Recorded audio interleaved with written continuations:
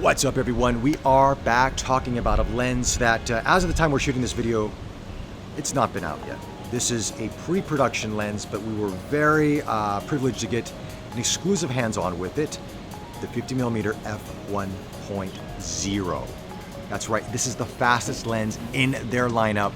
Ivan Joshua Loh, who's a Fujifilm ambassador here in Singapore, is going to be shooting with this lens. So he's going to be doing a few portraiture shots here, and we're going to tell you our thoughts on the lens, image quality. I don't know all the specs because it's a pre-production lens, but it doesn't matter how many groups or elements or all that stuff. It just matters the image quality. That's what this is all about. Let's get down to it.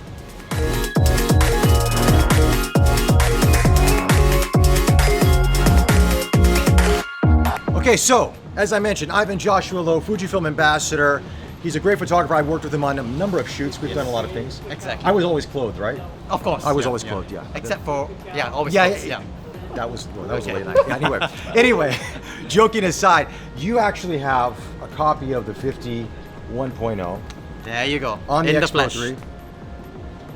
So you've been an ambassador for quite a number of years, right? Yes, that's right. And I guess you have all the good toys, right? I guess so. Yeah, you got all the good toys. But this is the legendary one that I'm dying to use, actually. I think a lot of people have been waiting for this lens, right? It actually started with 33 f1. That was the rumored couple of years ago. Right. We did some a piece of paper doing a review talking about it. What do we want to see in this new lens?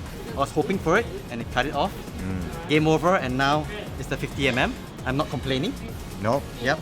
It's pretty big though. It is. That's the only probably disadvantage to me. Actually, is it though? It's all about the image quality, right? It's about image quality. Yes. I mean, it's big, but it's not really that huge. I mean, this is on an X Pro 3. Yeah. If you put it on an XT4, I think it works pretty good. It's quite balanced, actually. Yeah. What's the weight on this thing? I don't know. I got no specs. But before coming here, I used my wife's kitchen scale and I put it on. According to her scale, it's 850 grams. You know what? We always go by the wife's kitchen scale, no matter what. Even if it's completely wrong, you always listen to your wife's kitchen scale. 850 grams it is. Exactly. Yeah. If Fujifilm argues with it, then you can argue with his wife, and then I'm out of that whole mess right there. Okay. Yeah. All right. So we got Dwayne. Dwayne, what's up? Dwayne is the model for today. Dwayne has got the coolest jacket I've seen, socks and shoes to go with it, and the glasses. You have the right glasses too, man. Dwayne, come over here. Come over here, man. Come over here. Hey, look at this. What's up, Dwayne? What's up? I'm good. So, we're going to be observing Ivan taking shots of you with the f1.0 lens. Of course, you got to have it with the ND filter, which it's a variable stop one, right? Yeah, it's about 2 to 5 stops for this one. Okay. I have another one that's 6 to 9 stops. Okay, so obviously bright daylight. Bright daylight, yeah. I mean, evening light is still okay, but afternoon sun, you need an f1, even with the electronic shutter at 1/32,000. No. Not going to cut it. Yeah, still overexposing it. Okay. Yeah. All right. Well, I guess we'll let you guys do the shoots. We're going to kind of, creep around the background, see what they're coming up to, and we'll take a look at the images in a bird. Let's get going. All right. Okay. This lens looks pretty damn good, huh? This lens looks impressive. Grab that epic bird shot like it's, Yeah, I need somebody to pretend like a running over there. I'll do it. I'm going to give you that shot. Oh yeah! This is it. F1 with a pigeon.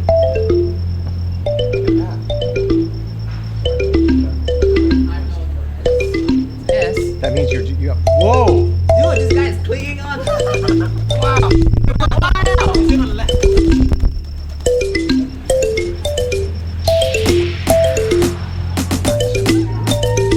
Still creamier. Yeah, look at the depth of field. It's even better. This part? Yeah.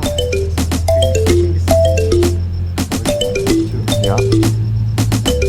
This one is creamier. It's creamier. It's got still got a nice creamier bouquet. Yep. That's our non-scientific analysis of the images. We'll go into Lightroom and we'll take a look at these. I think in such lenses, you really need the eye detection. Yeah, I want the model to usually look straight at me. Can you give me 25 expression in 25 seconds? Ready, go. Okay. 1, 2, 3, 4, 5. Disadvantage or advantage at f1, we need to put an ND filter. Yeah. Yeah, other than that, if you have an ND filter, I think it's the essential thing to just put it on for work. Because at afternoon sun, at f1, at 1/32 seconds, 1/32,000 of a second, it's not enough.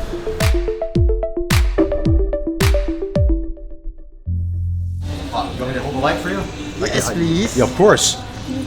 Actually, this is one of the best ways you can learn if you're really getting into photography is work with a photographer, hold the lights, chat, ask questions. You learn a lot. Like I've learned a lot from Ivan just over the years from shoots. Look at that. Green.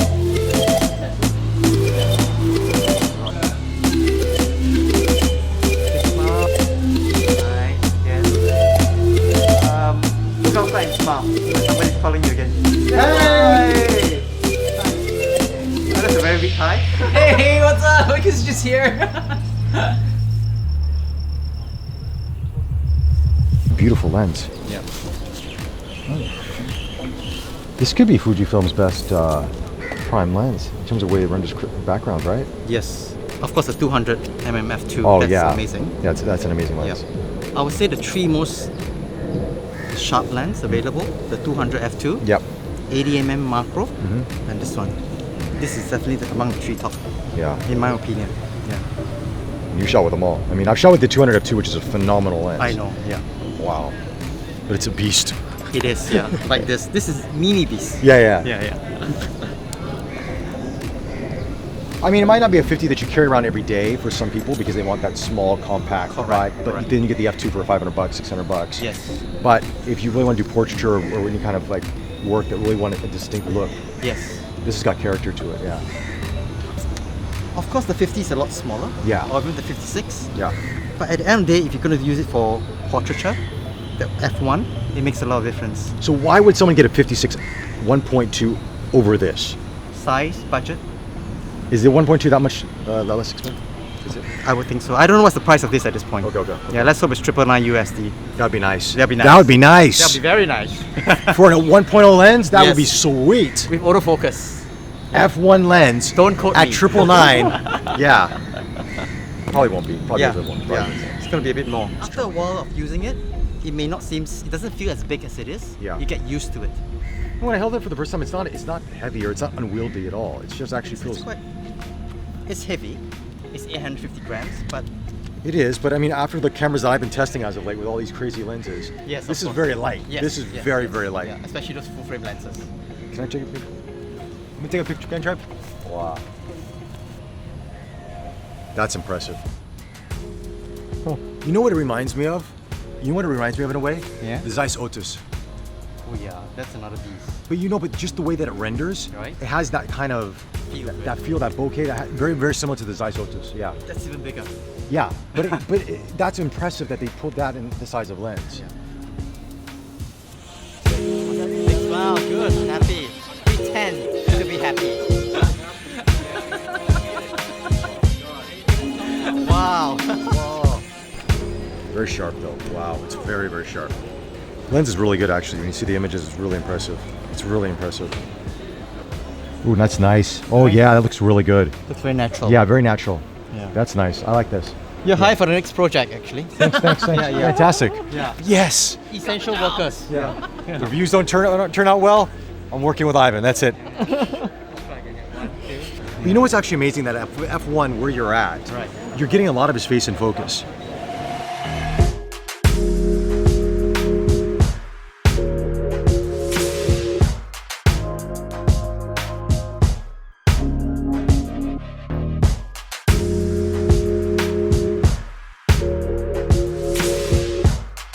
All right, so we've now seen photos with Ivan taking pictures of Dwayne. We've seen him with the 50F1, the 56 1.2, and the 50F2. There's a lot of 50s going on right there. Anyway, we're gonna go to Lightroom now, check out the images, and see how good is this new lens compared to the other two out there, and which lens could be right for you. Let's check them out. All right, guys, let's take a look at some images shot with the X Pro 3 and the 50F1. All these images are Ivan Joshua Lowe's, and these are all JPEGs. They're not raw files, but nonetheless, I'll do my best to show you the performance of the lens with what I have. But all his images are really, really nice. And I'll also compare it with the 56 1.2 and the 50F2 as well to give you an idea, different price points and also different performances. Let's just take a look at an overall image here to get an idea of the 50F1. This is a very powerful lens. Look at this lens. I mean, it is sharp. It's got a great bouquet. I mean, I really can't say enough about it. Look at this. This is really, really impressive. Again, this is a JPEG. This is not the raw file. So even the raw file, you will see even more detail. And I did see this in camera and it was really, really sharp.